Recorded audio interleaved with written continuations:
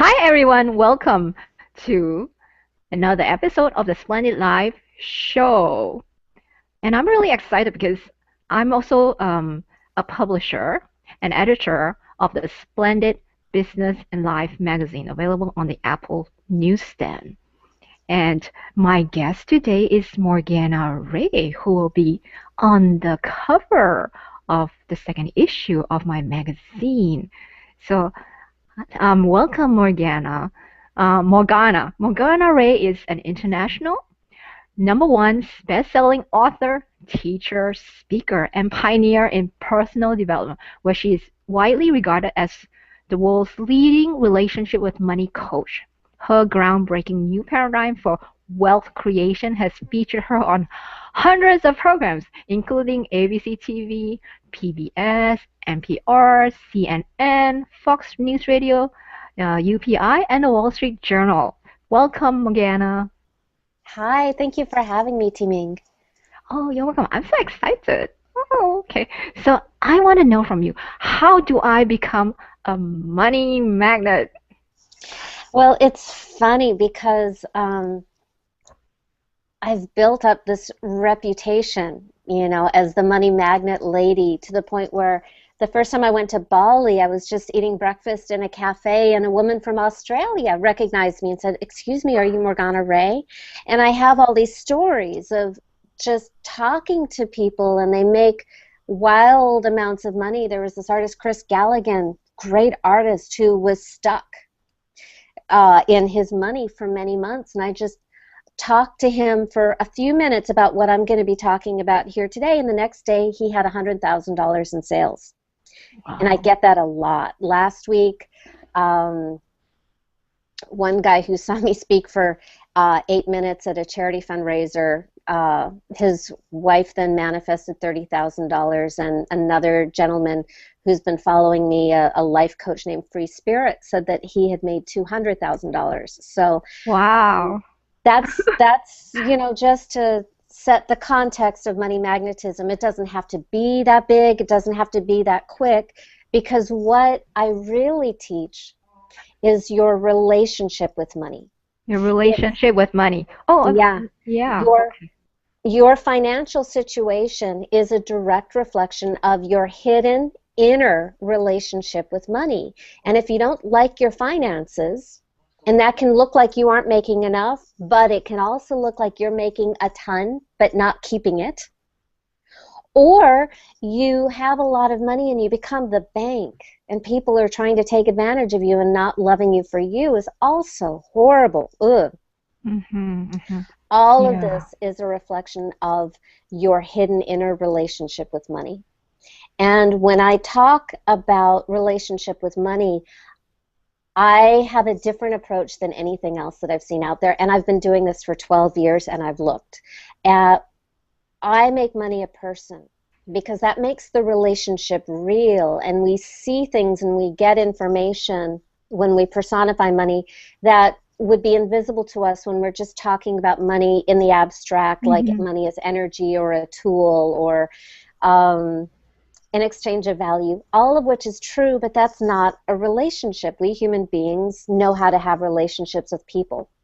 So to become a money magnet, the first step is to uncover what is in the way of being a magnet. What is getting in the way of attracting and keeping money in a way that feels really, really good doing what you love? If you are struggling and you are getting bad results, even though you're really, really trying, in my experience, because I've been doing this a very long time and I've coached thousands of people, and what I have learned is that it's never, ever an accident. If you are repelling money, it doesn't come in, or it comes in and goes out, or the cost to your life and your relationships and what you're doing with your life is just too high, it's not an accident. And you are unconsciously repelling or protecting yourself from what you want. By the way, I could say the same thing about love or health or anything else that you're pursuing and you think you want. If you are not getting the results and you are studying and you're investing and you're doing everything you're supposed to do, it's exactly the same thing. You are protecting yourself from what you want. And there are always really good reasons that are completely beneath the conscious level of awareness. So you can have a millionaire mindset, knock yourself out. So what? That's not where our results come from. If mindset was enough, nobody in America would ever have to go on a diet again. So it's always coming from the subconscious. If you aren't getting the results, your subconscious is being very, very effective at protecting you from what you want. It's like a great metaphor is a big ocean liner. You've got a captain and then you've got a crew below the deck. The captain does not decide where the ship goes. The crew below the deck decides where the ship goes. So if the captain wants to go to Tahiti but the crew wants to go to France, the ship is going to France. So the captain is our conscious mind, the crew is our subconscious, our very, very good reasons to protect ourselves from things that our conscious mind wants and doesn't know why we aren't getting. So we need to integrate them. And again, one of the best ways I've ever found to do that is by personifying the problem, and in this case, money. So if you are repelling money, it's disappearing, it's causing havoc in your life, then I would say you are in relationship with a money monster. If you are not 1,000% delighted and happy with your financial circumstances, then there's a monster there. And the first thing we need to do is, especially all of my law of attraction, positive thinking fans and friends who, you know, we've worked really hard on ourselves and we've healed our wounds and all that kind of stuff, that's not going to help you here. Take off that hat. You can come back to it. But first we want to isolate the problem, and I call that alchemy. I call my process financial alchemy, because alchemy is the transmutation of lead into gold. Right. Lead in human experience, which we all have. Not because we're bad, not because we had low vibrations, but because we're human. And we transmute that lead in human experience into spiritual gold and material gold, which makes those lead in human experiences infinitely valuable, not something to be ashamed of, but something to go deep into to find out what's going on. Mm-hmm. And when you find those pains, and here's a big secret, the root of your money problem is never money. Mm-hmm. So if you're not a money magnet, money is not the problem. Money is the symptom. It's not the root cause. And so even getting more money doesn't cure the disease. That's why lottery winners get rid of their money within 3 years and have the highest suicide rate of any group. Wow. So there's a whole school of psychology just about the negative effects of instant wealth. So what we want to do is we want to address the underlying root causes, the real problems. So then when you do make the big money, you have this great relationship and this great foundation, so you get to keep it and you get to do good in the world and you get to have great relationships at the same time. Otherwise, why bother? So to answer your question, how to become a money magnet, the short answer is you change your relationship with money. The outer results follow the inner work. And first we have to uncover the problem. And I said it's not about money, so what is it about? Well, in my experience, without exception, mm-hmm. the root cause is always about issues and incidents in your life that relate to what money really represents, which is worth, your worthiness, love, so your lovability, and then your security, your right to exist in the world. So while a lot of coaches in the relationship with money niche will talk about your money stories, and they'll talk about money as energy and money as a tool and money as an exchange of value and all that kind of stuff. Great. And if it works for you, yes, do whatever works. I'm not attached. And what I have found has worked consistently every single time is it's underneath the money story is where we're going to find the money monster. So the parents who didn't love and protect you the way parents should, or the kids who teased you at school, or the lover who broke your heart, or the business partner who betrayed you, or any promise that was made to you and broken, anything that made you feel ashamed, unsafe, betrayed, unloved. That's a very good place to look, because those experiences are going to show up on the outside in your life, maybe in your relationships, maybe in your health, almost certainly in your financial situation, in your relationship with money. And then we personify this root cause. So, drum roll, we can get rid of it. But it doesn't end there. To become a money magnet, it's not just getting rid of the bad relationship with money, it's replacing that bad, monstrous relationship with money with something completely different, which I call the money honey. And I did not make that up. That was just blurted out in a seminar that I taught for the International Coach Federation back in 2005, and it stuck. So where the monster is all bad and makes you feel bad about yourself and makes you feel powerless. By the way, anytime you've ever been told you couldn't afford it, or you told yourself, oh, I can't afford it, you made money a monster. And the reason I love to focus on this money question is because I have been a life and business coach for 18 years now. And money is the number one excuse for everything you can't have, do, or be. It is the number one dream killer. It's the number one excuse that I have heard throughout my life coaching thousands of people. And it's really fun when you get rid of that excuse, and then you don't have that excuse, and you really get to have, do, and be what you want, and money becomes your partner. So you get rid of the monster, and then you replace it with the polar opposite. Where the monster was all bad, the new relationship is all good. Where the monster was somebody or something that you would never want to be close to, this new person is lovable for his or her own sake. By the way, this is really, really important. The new relationship is not based on dollars. It's not based on what money can do for you.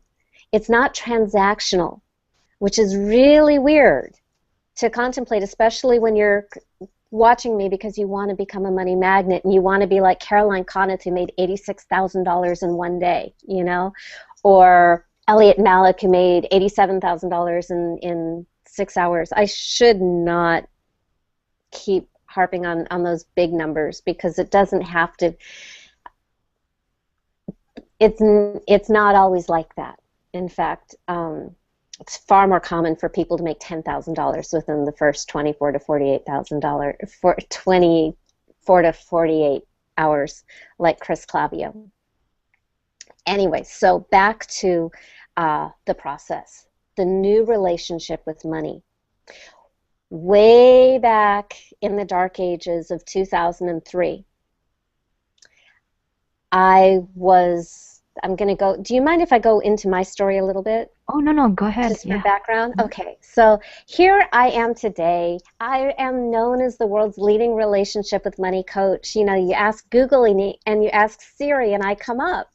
And I only found that out because my friends told me. And I'm traveling the world, and I'm on stages with the biggest names and the biggest thought leaders, and they're my friends, and I can call them on the phone, you know, and I get, I get to speak to hundreds of thousands of people a year, and I get all these amazing success stories that really uplift me, like Ruth Leilani Smith, who was without a job for 14 months and had tried everything and gone through her savings and all the job agencies, and she listened to my teleclass and she did my process. And the next day, she went to a job fair and she got a great job. So that's the kind of thing that makes my heart soar.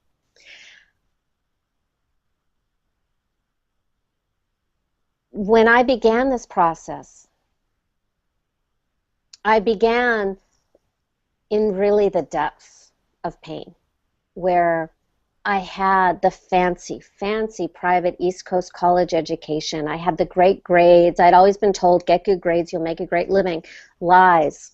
I had the fancy coaching certification. I had the website brochure, business cards. I had some amazing testimonials, and I had people who wanted to hire me, and I was still struggling to make $100 a month in Los Angeles, where rent begins in the thousands. And it didn't make sense. And I was working with coaches, and I was taking classes, and I was doing everything I was supposed to do, and I was doing it really well because I've always been, a good student and a people pleaser like you wouldn't believe. And helping people always felt good. It was always really easy, charging money, getting paid. Lots of discomfort, lots of worry about harming people, lots of anxiety about taking their money, lots of anxiety about them saying no, just lots of stuff going on. In fact, I would even think, well, Jesus wouldn't take money to help people, which is really odd because I wasn't there when Jesus was around, and I'm Jewish. So, and as a matter of fact, Mother Teresa had no problem asking for money, but I did. And nothing was working. I had the vision board, I had the affirmations, I had the millionaire mindset, and I'm still struggling to make $100 a month and wanting to die. And what changed everything for me was when I showed up for a coaching call. Remember, I'm not making any money. I'm just living on credit cards and borrowing and building debt. And I'm still working with coaches and still flying, across the country to take more coach training classes to become an even better coach, even though that wasn't the problem. But thank God, because I was working with a coach, and I was in this really dark place. When I had my next coaching session, my coach in an inspired moment asked me the strangest question that completely changed my life. Because he'd been working with me for months and could not see anything that I was doing wrong and couldn't understand why I wasn't moving forward. But he knew now I was taking relationship coaching classes thinking, oh, well, that'll make the difference. But that wasn't the problem.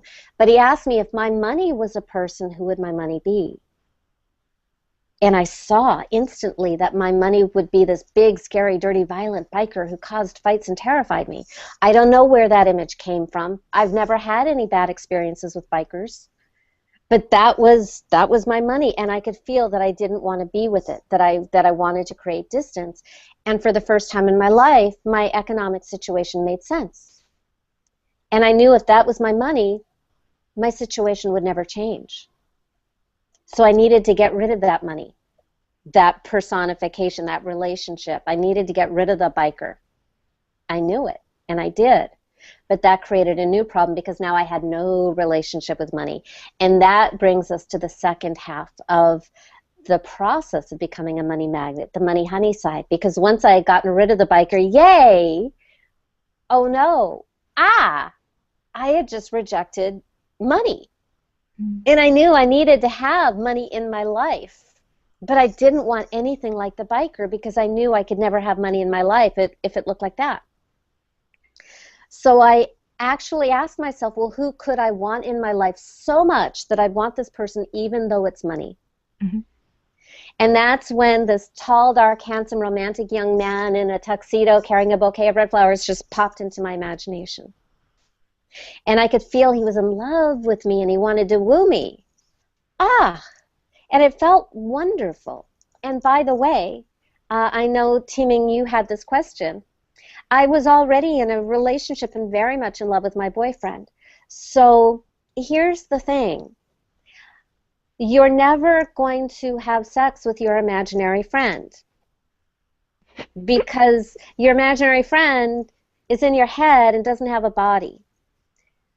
But if you're feeling inspired and romantic and turned on and you have a husband or a boyfriend or a girlfriend, to the, straight men who are watching, that can come in really handy, and your life partner will appreciate it and will find it very enrolling. It works best when this new archetype for relationship with money is a lover, because I know this is an issue for half the people watching. I only make it a lover because I've tried other things with clients and they didn't work. Dog, cat. Dogs and cats know nothing about money. Oprah, Gandhi. Gandhi is dead. Oprah doesn't need you. Your fairy godmother, your future self, your grandfather, none of it is very good. Better than a monster? Yes, not much. Because what you need is a relationship of partners. You need passionate love and delight. You need equality. You have a body, which means you have the power in the relationship. So if you are going to pretend that money is Oprah or a fairy godmother or, God forbid, a unicorn, which really doesn't work, the results are not as good, if there are any, because Oprah doesn't need you. You aren't really in a relationship with Oprah. You want a romance. You want a money that loves you and wants to be with you. You want a person that you can love and want to be with, and you want the relationship to feel pleasurable and uplifting and to make you feel lovable, because when you dig down beneath all the stories about money and about parents and about body and all the, money monster root causes, at the very deepest level is always love. When we are not making money and we are not getting paid what we're worth and we aren't getting hired and we're afraid we aren't going to we're afraid we aren't going to be able to eat, it feels like we are not loved. It goes back to being a baby and being fed and loved by our parents. When we cannot get our needs met, it feels like the universe doesn't love us, and then we feel unlovable. So I want to cut through all the superficial stuff and go really truly down to the core, the deepest level, and that's really what it's about, which is why when you go to my website, you'll see my tagline is make money by putting love first. And this creates a paradigm where now the more loving you are, the more money you make. And I have, this just epic collection of success stories with real dollar amounts. That's how you become a money magnet. You turn the monster into the lover. So for some people who are in debt, how do they get out of debt with this new relationship with money? Well, the people who are in the most anxiety are actually have an advantage in the process, because getting to the money monster, can be challenging if you are not already in that state. I was so lucky that I was in such deep, deep, deep despair that at the moment that my coach said, well, who would money be? My monster was there. If you're not in that state, it takes a lot more digging. So I'll give you an example. A woman that I coached years ago named Katie Curtin, a coach from Canada who was living in Toronto at the time, had mountains of debt and was in a really, just working all the time, not able to get out from under it. And I coached her. We destroyed the monster. She met her new imaginary money honey, and because it was a person, they were able to converse. And her imaginary money was able to tell her what he needed her to do next. And it wasn't, this is what I love, it wasn't anything any of us would have predicted. He said she needed to play more, that she was just working all the time and he needed her to play. And so the final step of my process is action. And they agreed that she would go skating. Now, the interesting thing is, here's a woman who is in, in a very unsafe, untrusting relationship with money going into it. And she makes a commitment to her new money honey that she'll go skating, and then she breaks her commitment immediately and doesn't go skating.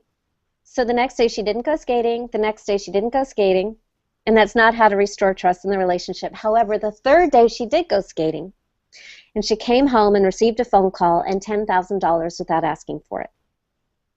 And I have a lot of examples like that. Janet Brightmeyer is another one. Her money honey wanted her to take a walk, but she was too busy for 2 weeks because she wanted to make money. She finally relented and went on a walk and picked up 2 new clients at more than she'd ever charged in her life on that walk. Wow. Athena Burke, when she came to me back, I think it was the end of 2007, she had mountains of debt, was making very little money. She'd actually done the process on her own really, really well, and then her money told her to hire me. So I coached her for about a year. And within 4 months, she was making tens of thousands of dollars working part-time because she was so committed to this loving relationship with her new money honey and talking to him and doing what he wanted her to do, even if it scared her, like raising her rates. And another really nice thing is that at the end of last year, she got married to a guy who had the same name that she had given her money honey all those years ago. Wow. I know. And she said she couldn't have done it. She couldn't have done it without her new relationship with money. And that's a funny thing that I've noticed about this whole money issue is money, when it's a monster, gets in the way of love. Women, when we are financially anxious and preoccupied with making money, we become very hard. We become very self-protective. We're not soft and feminine. We don't let love in because we don't feel safe.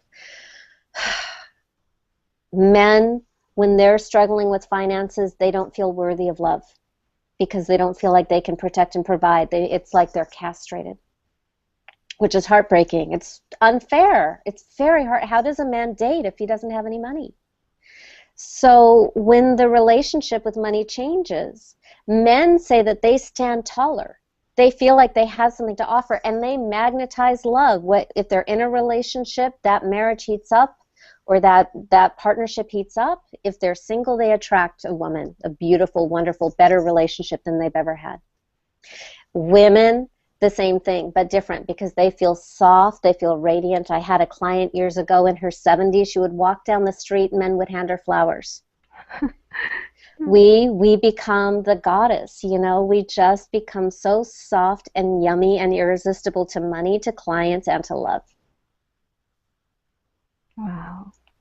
Oh, looks like we're coming up to 1 more minute, and I checked the questions, and I don't think we really have much time, so I'm just gonna ask you, is there anything you would like to offer our audience, a program or something? Yeah. Well, I think a great place to begin is I have a 4-part video series that I would love to encourage the audience to start with. And they can get that at my website at morganaray.com. And it will, start with the monster, go into the money honey, then go into some of the questions that I get asked the most. Like, what if you're on a prosperity path and your partner isn't? How do you charge good rates when all of your competitors are competing to be the cheapest? Stuff like that, to go deeper into the process. That would be where I would invite viewers to get to know this work better to start. Well, thank you so much, Morgana. That's great, full of wonderful information. And yes, definitely go visit Morgana's website, morganaray.com. All right. Thank you. Thank you. So, all right. Bye bye. Bye.